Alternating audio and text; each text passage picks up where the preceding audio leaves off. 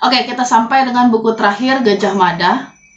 Selamat siang semua, selamat datang di kelas buku. Nama saya Ria dan kali ini saya akan membahas buku Gajah Mada buku kelima, Mada Karipura Hamukti Moksa karya Langit Kresna Haryadi. Oke, buku kelima ini langsung lanjutan dari buku keempat. Kalau sebelumnya kan di buku-buku sebelumnya ini biasanya ada rentang waktunya ya, kayak buku pertama itu kisah tentang pemberontakan Kuti, kemudian buku kedua adalah kisah tentang kematian Jayanegara, buku ketiga adalah kisah tentang banyak. Jadi akhirnya itu sampai diangkatnya Gajah Mada sebagai Mahapati. Buku keempat adalah 23 tahun kemudian, dan ini buku kelima lanjut langsung dari peristiwa Bubat. Setelah peristiwa Bubat, Hayam Wuruk yang tertekan batinnya tidak dapat melakukan apa-apa. Dia gendong sendiri jenazah Dyah Pitaloka dari lapangan Bubat menuju istana. Melihat raja mereka begitu hancur, masyarakat Majapahit langsung bangkit dan nyerbu ke istana Kepatihan, tempat tinggal dari Gajah Mada. Dan bukan hanya masyarakat ya, beberapa pejabat pun yang emang nggak suka sama Gajah Mada menggunakan peristiwa itu untuk mengobarkan kebenciannya kepada Mahapati. Jadi ini masyarakatnya udah sebel banget sama Gajah Mada, menurut mereka ini gara-gara Gajah Mada semuanya. Terus kemudian beberapa pejabat yang emang nggak suka sama Gajah Mada itu ngompor-ngomporin gitu. Ini emang Gajah Mada nih yang nggak beres gitu. Udah kita bawa aja sama-sama, kita gantung sama-sama dia gitu kan, seperti itu. Nah, sebelum Gajah Mada bisa ngasih penjelasan apa-apa gitu, ternyata di istana itu sudah diadakan sidang Sabta Prabu gitu. Jadi buat yang nggak tahu, dalam Majapahit itu ada yang namanya suatu lembaga namanya Sabta Prabu. Bisa dibilang kayak dewan kerajaan gitu. Nah, biasanya kalau misalnya raja ingin membuat satu kebijakan, merencanakan sesuatu gitu, ini ada dewannya yang nanti akan menjadi penasihatnya raja gitu, tapi tetap keputusannya di tangan raja. Walaupun raja itu mungkin dia cuma menerima nasihat aja, tapi terus kemudian nasihat itu nggak dipakai sama dia sama sekali juga nggak apa-apa. Jadi Sabta Prabu itu cuma ngasih pandangan aja, nanti kalau kamu bikin begini nanti akan terjadi seperti ini gitu, lebih baik seperti ini gitu. Nah, pada saat itu kan raja dalam keadaan tidak bisa berbuat apa-apa ya, benar-benar shock, benar-benar kaget, dan banyak juga yang mengatakan sakit. Ya akhirnya yang diambil ya langsung keputusan sidang itu, dan keputusan sidang itu menyatakan bahwa Gajah Mada dipecat dari jabatannya dan diharapkan untuk segera keluar dari istana secepatnya. Dalam kata lain, Gajah Mada diusir dari istana. Nah, kemudian Gajah Mada setelah menerima perintah itu ya dia langsung jalanin gitu.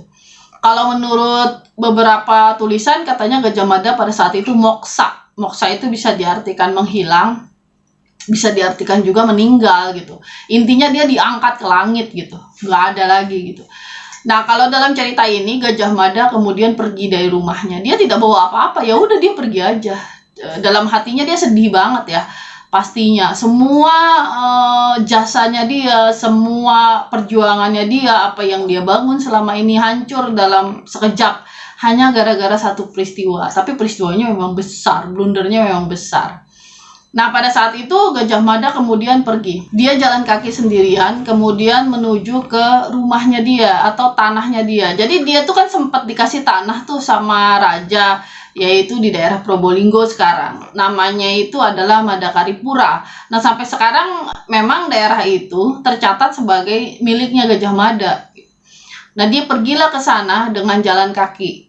Saya lucunya ini jadi mengingatkan saya sama tradisi kerajaan Sunda justru. Jadi kalau kerajaan Sunda biasanya kalau ada yang salah gitu atau ada sesuatu yang mengecewakan gitu, ya mungkin kita bisa bayangkan kalau di Jepang samurai, kalau dia kalah dia kan sepuku ya, bunuh diri. Tapi kalau di kerajaan Sunda biasanya dipecat dari jabatan, terus kemudian dia harus pulang sendiri ke rumahnya, entah itu daerahnya di mana, tidak boleh bawa apa-apa, dan hanya boleh memakai pakaian biksu.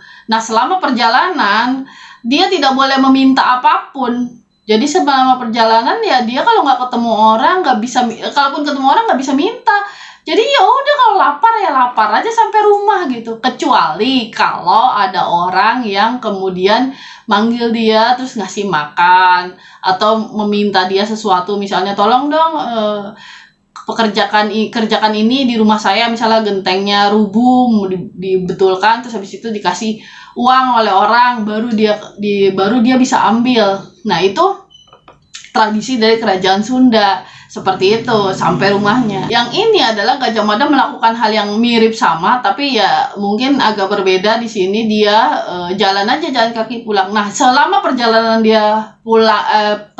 dia ke tanahnya itu, ke Madakaripura, ini Gajah Mada akan ketemu sama orang-orang yang menarik gitu ya. Ada ketemu dengan yang ini, dia menyelesaikan permasalahan yang ini, tapi kalau menurut saya dia agak-agak post power syndrome gitu. Jadi kadang-kadang dia menyelesaikannya terus dibilang gini, ya sudah, kamu pergi ke istana sana, bilang Gajah Mada yang Gajah Mada yang ngirim. Padahal kan Gajah Mada bukan Mahapati lagi, dia udah nggak punya kedudukan apa-apa gitu. Dan itu kadang bikin kesel Hayam Wuruk kan. Hayam Wuruk didatengin orang, ini ada permasalahan, terus kita harus minta hukuman sama Hayam Wuruk. Terus kata Hayam Wuruk, siapa yang nyuruh? Gajah Mada lah, kata Hayam Wuruk. Emang dia siapa? Orang dia bukan Mahapati lagi gitu. Oke, sementara itu di istana kisah masih berlanjut nih. Dengan meninggalnya Dia Pitaloka, itu kan menyebabkan bahwa yang jadi permaisuri Hayam Wuruk nggak ada gitu. Nah, pada saat ini Dyah Wiyat, bibinya Hayam Wuruk, itu dia melancarkan rencananya dia. Emang dari awal sih, dari dulu dia pengen Hayam Wuruk itu menikah dengan salah satu anaknya dia gitu. Nah, karena kejadiannya seperti ini, ya udah dia mintalah anaknya, yaitu Paduka Sori namanya. Kemudian dia bilang bahwa saya akan menjodohkan kamu dengan Hayam Wuruk. Dan ternyata Paduka Sori itu mau. Dia bahkan emang pengen menikah dengan Hayam Wuruk. Cuma drama ini kan memicu drama-drama yang lain ya. Kemudian ada juga nih permasalahan Raden Kudamerta masih juga ada. Jadi Raden Kudamerta itu kan punya anak laki-laki sebelumnya. Nah, anak laki-laki ini namanya dirubah sama ibunya supaya nggak ketahuan. Tapi yang namanya dia itu anak satria ya, kan bapaknya satria, ibunya pun dari kasta satria. Ya nggak heran lah kalau ketika dia dewasa ternyata dia jadi jago berkelahi gitu kan. Kemudian dia jago berkelahi dan kemudian diterima menjadi prajurit. Bukan cuma diterima, tapi karena memang dia jago, maka dia menjadi salah satu pengawal di istana. Dan ironisnya, yang dikawal dia adalah Raden Kudamerta. Raden Kudamerta itu kan sebetulnya ayahnya dia ya. Nah, pada saat ini terbongkar jati diri anak itu gitu, karena ada orang yang tahu tentang itu. Kemudian dia seumur hidupnya sudah janji tidak akan membongkar gitu, tapi dia kan meninggal. Nah, sebelum meninggal ternyata dia sempat menulis surat untuk Dyah Wiyat bahwa dikasih taulah salah satu prajurit yang menjadi pengawal suami kamu itu sebetulnya adalah anaknya suami kamu sendiri gitu. Kemudian ada drama lagi nih, kali ini dari rumah tangganya Gajah Enggon, sahabatnya Gajah Mada. Gajah Enggon saat ini kedudukannya sudah cukup tinggi ya. Nah, Gajah Enggon ini dia punya anak kan. Nah, anaknya ini berhubungan dengan perempuan yang tidak disukai sama orang tuanya. Orang tuanya dari awal udah gak suka lah, apalagi ngelihat profesi si perempuan itu. Tapi anak ini ya bisa dibilang maksa, dia tetap pengen berhubungan dengan perempuan ini. Nah, tapi drama dari keluarganya Gajah Enggon nantinya akan menjadi sesuatu yang besar gitu. Nanti akan ada ledakan yang besar di sini. Dibanding buku yang sebelumnya, saya lebih senang sih buku yang ini ya. Bisa dibilang mungkin kalau sejarahnya, ya memang ada sih sejarahnya bahwa Gajah Mada menghilang setelah kejadian itu. Terus kemudian nanti dia diangkat lagi oleh Hayam Wuruk. Itu ada di semuanya di sini gitu. Cuma di sini ada selipan-selipan juga cerita-cerita lain yang menurut saya cukup menyenangkan gitu di sini. Jadi kayak misalnya cerita-cerita kecilnya Gajah Mada ketemu sama masyarakat sekitar, itu kan menyenangkan. Terus kemudian ada juga cerita dari keluarga di Istana Kawali. Istana Kawali ini kan istana dari kerajaan Sunda gitu. Ini juga menyenangkan, tapi sedikit sih, nggak terlalu dibahas karena memang fokusnya ke Gajah Mada. Kemudian di situ juga ada gimana sih keadaan keluarga raja pada saat itu gitu. Betapa kagetnya kejadian itu dan kemudian dampaknya ke keluarga raja gitu. Memang ada beberapa pendapat gitu. Misalnya kayak pendapatnya Eldrick itu menyatakan bahwa pada saat Pasunda Bubat itu sebetulnya antara Gajah Mada atau patih gitu dengan keluarga raja itu memang tidak tahu, masing-masing tidak tahu, atau bisa dibilang itu adalah mungkin ya kesalahannya si Hayam Wuruk gitu. Kan sudah menjabat sebagai raja selama beberapa tahun. Tapi selama dia menjadi raja itu, dia menjadi bayang-bayangnya Gajah Mada. Dia bukan orang yang memegang pemerintahan. Yang dia lakukan adalah ya pesta gitu. Dia kan senang drama, senang menari gitu. Yang berkesenian-kesenian seperti itu yang dilakukan oleh raja. Sehingga pada saat itu Ibu Suri, yaitu Tribuana Tunggadewi, kan dia pernah jadi raja Majapahit kan. Menasehati putranya, biar bagaimanapun walaupun kamu punya Mahapati secanggih itu, tapi kamu tetap harus memegang pemerintahan, gak bisa seperti itu. Kemudian akhirnya Hayam Wuruk pun mengikuti nasihat ibunya. Dia melakukan hubungan dengan kerajaan Sunda tanpa memberitahu Gajah Mada. Sementara Gajah Mada punya rencana untuk menghancurkan kerajaan Sunda. Nah, di sini ada miskomunikasi, nggak ada komunikasi di sini, sehingga ketika kerajaan Sunda datang, Gajah Mada ya pikirannya militer. Dalam pikiran dia, wah ini, jadi ini mau menyerang Majapahit nih, menurut pemikiran Gajah Mada, sehingga Gajah Mada kemudian melakukan penyerangan itu gitu. Sementara tidak Hayam Wuruk tidak tahu bahwa sebelum sampai istana ternyata rombongan itu sudah ketemu sama pasukannya Gajah Mada duluan gitu kan, seperti itu kalau menurut Eldrick ya. Terus mungkin karena ini buku terakhir dari kisah Gajah Mada, mungkin saya pengen bilang bahwa menurut saya terlepas dari kelebihan atau kekurangan buku ini buku ini menarik sekali, asik sekali kalau kita benar-benar baca gitu dari awal sampai akhir. Gimana sih tokoh Gajah Mada ini gitu, dia orang yang benar-benar setia kepada kerajaannya. Walaupun mungkin buat kita berlebihan nih sampai ada orang datang langsung diserang gitu seperti itu. Tapi ya dia mah orang yang setia, orang yang benar-benar bisa dibilang berbakti lah kepada tanah airnya, yaitu Majapahit. Dia bisa loh mengambil tahta pada saat Majapahit sedang paling bawahnya ketika diserang oleh Rakuti itu buku pertama, kan dia bisa sebenarnya bekerja sama dengan Rakuti karena waktu itu sudah dikuasai istana, tapi dia tidak melakukan itu. Dia terus melakukan upaya-upaya agar Majapahit itu jaya. Mungkin kekurangannya Gajah Mada kalau saya lihat di sini adalah sebenarnya Gajah Mada itu secara politik agak kurang lihai ya. Dia hanya mengambil sesuatu ya dari segi militer. Kejayaan yang dia lihat adalah kejayaan militer. Nah, ini kemudian yang menjadi Gajah Mada itu tokoh yang bisa dibilang pada akhirnya ya kalah juga ketika suatu negara sudah berkembang, sudah besar, sudah jaya. Tentu dia tidak akan terus-terusan berpikir kita harus menaklukkan kerajaan lain dengan militer, karena ada berbagai macam cara gitu kan, seperti itu gitu. Yang kedua yang saya lihat di sini adalah kalau kita lihat Gajah Mada itu adalah orang yang kita kenal dari sumpahnya, kita kenal dari apa yang dia lakukan untuk Majapahit, tapi kita susah kenal siapa sih sebenarnya Gajah Mada itu gitu. Dia itu dari mana asalnya, bapaknya siapa? Itu banyak sekali tulisan yang menulis beda-beda. Misalnya contohnya kalau dalam tradisi Bali itu menyatakan bahwa Gajah Mada itu punya istri dan kemudian punya anaknya namanya Arya Bebet. Kemudian ada lagi yang bilang bahwa Gajah Mada itu sebetulnya keturunan Kertanegara. Kertanegara kan punya banyak selir tuh. Selain dia punya permaisuri, dari permaisurinya memang Kertanegara hanya punya anak perempuan, tapi Kertanegara punya beberapa anak laki dari selir. Dan semua anak laki-laki itu tidak berhak atas tahta karena bukan anak permaisuri. Salah satu selirnya itu memiliki memberikan anak laki-laki yang bernama Gajah Pagon.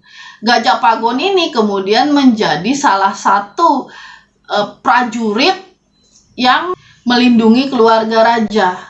Gajah Pagon sendiri kemudian terluka ketika berusaha menyelamatkan Raden Wijaya setelah penyerangan terhadap Singosari. Raden Wijaya kan sempat lari itu dari kerajaan Singosari. Terus kemudian dengan beberapa orang prajurit. Nah, salah satu prajuritnya ini adalah Gajah Pagon. Cuma Gajah Pagon terluka parah. Dan akhirnya oleh Raden Wijaya, Gajah Pagon diminta untuk tetap tinggal di sebuah desa. Karena dia sudah terluka parah sekali. Kalau nggak salah, ya luka parah. Kalau dalam cerita-cerita sih kakinya mesti diamputasi. Gajah Pagon kemudian menikah dengan anak kepala desa di situ dan memiliki anak yang bernama Gajah Mada. Itulah kenapa Gajah Mada itu sangat melindungi keluarga raja, karena itu keluarganya sendiri.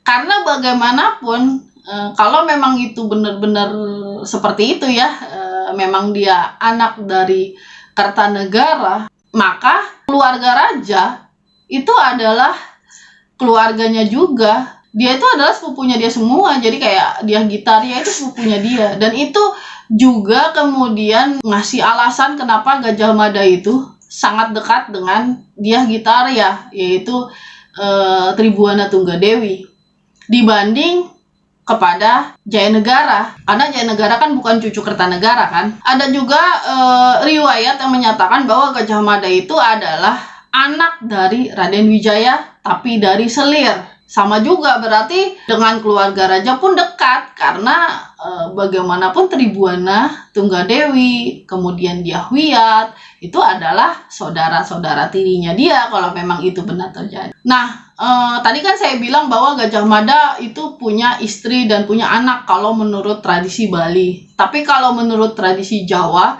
sendiri, itu Gajah Mada itu tidak memiliki istri dan tidak memiliki anak. Di buku ini, Langit Kresna Haryadi mengikuti dari tradisi yang menyatakan bahwa Gajah Mada itu tidak pernah punya istri dan tidak pernah punya anak. Karena Gajah Mada itu tidak tertarik dengan perempuan gitu. Walaupun di sini juga bukan berarti Gajah Mada tidak tertarik dengan perempuan, dia gay. Enggak juga, karena di sini dinyatakan bahwa Gajah Mada itu lebih tertarik mengejar cita-citanya dia, bahwa Majapahit itu menjadi kerajaan yang bisa menguasai seluruh Nusantara. Jadi menurut Gajah Mada, jika dia menikah, itu akan membuat dia tidak bisa mencapai cita-citanya. Dan Gajah Mada juga menyatakan kepada sahabatnya di sini, yaitu Nadendra atau nama penanya Prapanca. Dia bilang bahwa saya tidak tertarik dengan perempuan, tidak tertarik untuk menikah, karena menurut saya perempuan itu ngerepotin doang. Karena kalau orang itu menikah, maka banyak urusan dia yang ngurusin keluarga, sementara dia tidak mau itu seperti itu gitu. Ya kita nggak tahu sih ya, mungkin apakah Gajah Mada itu menurut sini, kalau sekarang tanda kutip lain, istilahnya itu mungkin dia itu seorang aseksual gitu, yang tidak tertarik dengan perempuan maupun laki-laki, jadi dia tidak punya hasrat sama sekali, atau dia itu terikat oleh sumpahnya dia, karena kan sumpah palapa seperti itu. Dalam buku ini kan diterjemahkan sebagai saya tidak akan berhenti puasa sampai seluruh Nusantara ditaklukkan. Puasa dalam artian bahwa dia tidak akan makan makanan yang enak, tidak akan minum minuman yang enak. Jadi intinya dia itu melakukan mutih, hanya makan nasi dengan air putih aja. Salah satu kesenangannya itu adalah ya memiliki istri. Jadi dia terikat oleh sumpahnya sendiri sampai seluruh Nusantara ditaklukkan. Jadi buku kelima ini menurut saya kembali lagi ke buku yang kedua gitu. Jadi sejarahnya mungkin dikit, tapi ceritanya sih menyenangkan gitu. Oke, sampai di sini pembahasan buku kali ini. Kalau ada yang salah dalam pembahasan saya, mungkin ada yang meleset, ada yang perlu diperbaiki, disangkal, disanggah, atau diprotes, silakan ditulis aja di kolom komentar di bawah ya. Akhirul kalam, assalamualaikum warahmatullahi wabarakatuh.